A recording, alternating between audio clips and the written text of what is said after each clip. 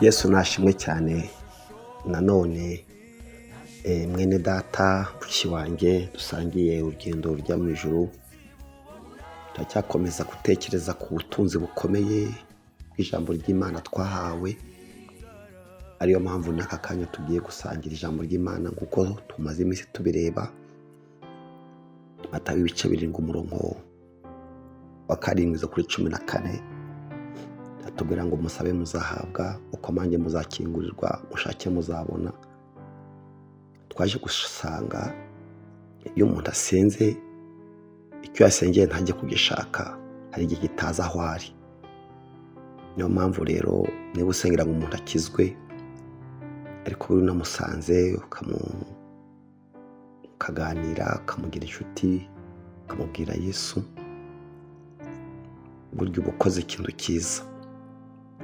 Niyo mpamvu twabonye ko abapagani, abo twita abapagani, batazi Imana, batanayikeneye, batazi ko bayikeneye, bahisemo gushakashaka, birangira bageze ku bintu bikomeye ndetse tutarageraho nk'abakristo tunasengera ngo tubibone, batasenze.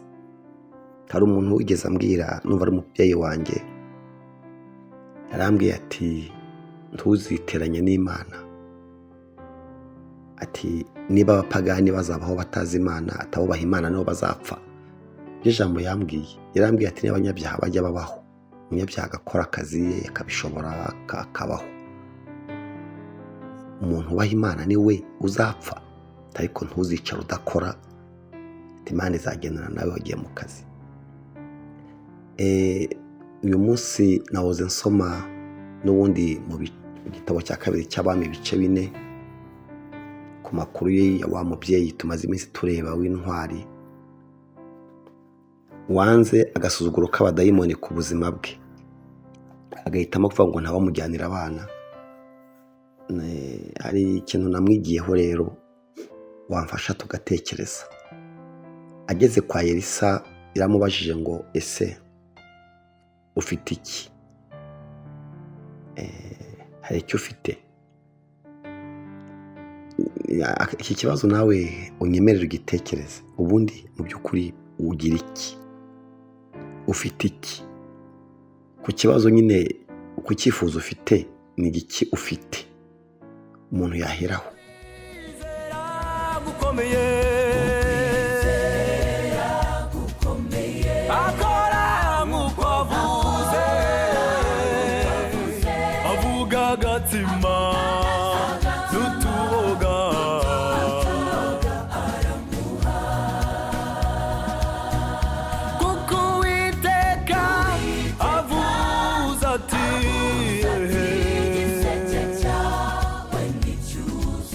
Abantu baravuze ngo Imana ihera ku busa, ihera kuri zero, bishatse gukora.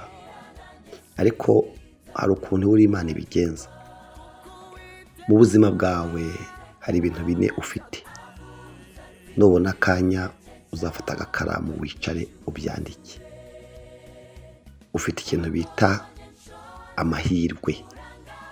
Amahirwe ni ibintu utagizemo uruhare, byiza wibonye ukabona birahari mu buzima bwawe. Ibyo bita amahirwe, ibintu byiza utagizemo uruhare abandi badafite, babyita amahirwe. Noneho umuntu akagira icyo bita imbogamizi. Imbogamizi ni obstacle, ni ibintu mbese nabyo utagira icyo bikoraho uretse kubana nabyo. Wabyumvise? Ni ibintu wibonye ukabona ni ibintu byawe, ntawe wabihungira, nta n'icyo wabikoraho, ariko uzabana nabyo.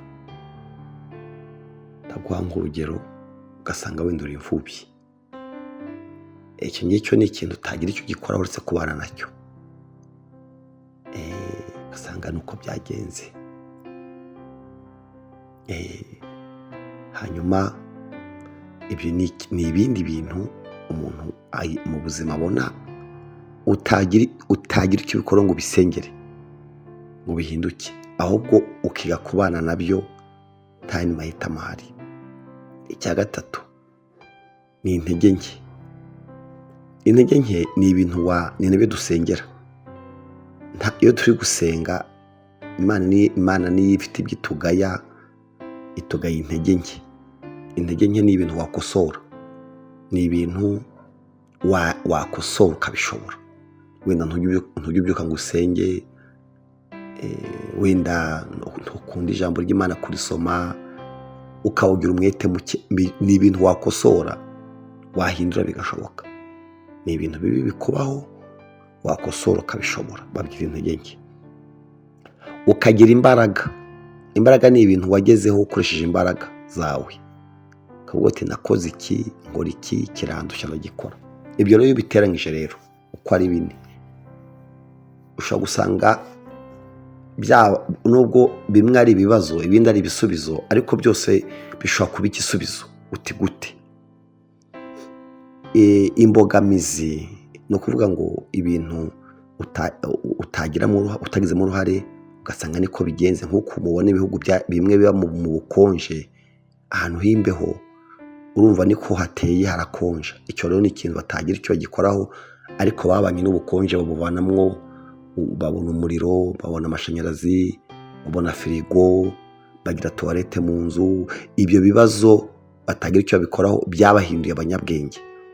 Ndumva wabyumvise. Abantu baba mu bihugu bikonja cyane bize uburyo baba mu bukonje kandi barabishobora.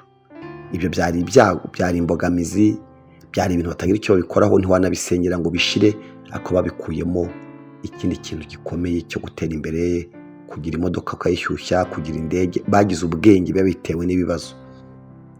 Hanyuma urumva rero ibibazo ibyo wita ibibazo n'imbogamizi, ibyo kintu utasengera ngo kiveho, wabana nacyo cyangwa ugira umuntu udasanzwe. Kwiga kubana n'ikintu kidahinduka. Kwiga kubana n'ikintu kidahinduka utasengera ngo kiveho.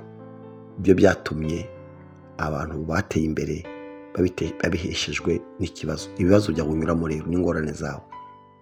Izo ngorane zawe uramutse wicaye ugatuza ugaceceka, wazivanamo ikintu gitangaje kikugira umuntu udasanzwe, kikumenyekanisha ko ntiwavuga ko wabaye umuhizi cyangwa intwari utagiye kurwana.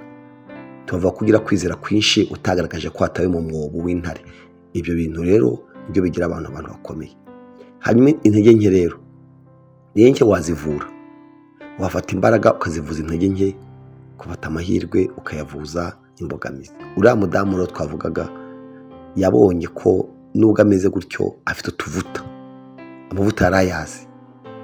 Numva bavuganaga, yari afite duke ariko duhari. Nyine wowe ugira iki? Ni ikintu ugira cyaba cyinshi ariko ufite. Ni ikintu kikubaho, kikubamo. Buriya mu by'ukuri yari afite intege nke. Amavuta yamushiranye ate? Amavuta yashize ate? Uyu mudamu amavuta yamushiranye gute? Ariko icyiza ntiyari yarashiriwe burundu.